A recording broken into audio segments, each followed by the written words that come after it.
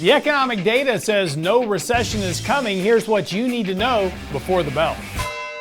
So since the beginning of the year, we've actually seen quite an improvement in the economic data. Jobs report coming out much stronger than expected. Retail sales yesterday much stronger than expectations. Of course, also a big resurgence in retail activity as retail sales improved by 3% on a nominal basis. Also taking a look at national home builder sentiment, that's been improving. Manufacturing indexes coming in better than expectations. In fact, if you take a look at the CiticGroup Economic Surprise Index, that index has risen fairly sharply as economic data continues to surprise economists expecting weaker data. Now, that index is getting a little bit extreme here, so it's likely that now the optimism of economists are going to come up. We'll start missing some of these economic reports again. That's down market cycle. But in the near term, markets are clearly signaling that there is no recession on the horizon. Now, look, the problem with economic data, as always, it's very lagging in nature. And again, things can change, and particularly as the Fed continues to hike rates. But therein lies the conundrum.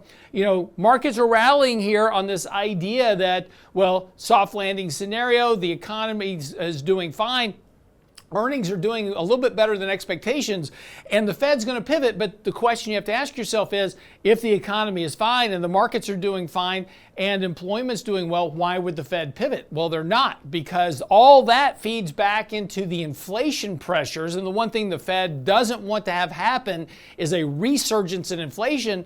So now Fed funds futures markets are starting to predict not only 2 more rate hikes, but possibly a third this year. So Fed continuing to hike rates, continuing to decrease their balance sheet, reducing liquidity to the markets.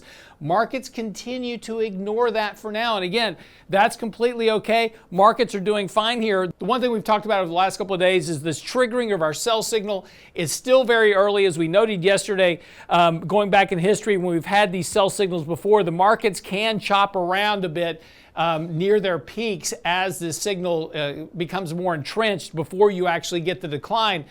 The markets are doing exactly what you would expect. Markets continuing to consolidate here over the last couple of weeks, right above that 20-day moving average support. Again, key support now at the 50 and 200-day moving average, sitting right around 4,000. So a consolidation of the market that allows those moving averages to catch up to the market, or a correction to those moving averages, are going to give you a better opportunity to increase equity exposure, at least for now, in your portfolios. Again, the big risk to watch, though, of course, is what's going to happen with economic data over the next several months as that lag effect of interest rates do start to impact economic growth and activity.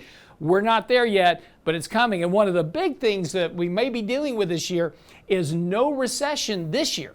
But what if the recession is now delayed until next year because of the strength of the economy and all that liquidity that we injected into the markets? Still in the economy right now, but working its way out. The recession may be just delayed. Something to think about, particularly as we go further into this year. But right now, markets are still bullish, traded accordingly, overbought, look for a pullback to add exposure. We can buy dips for now until that changes. I'm Lance Roberts, and that's what you need to know before the bell.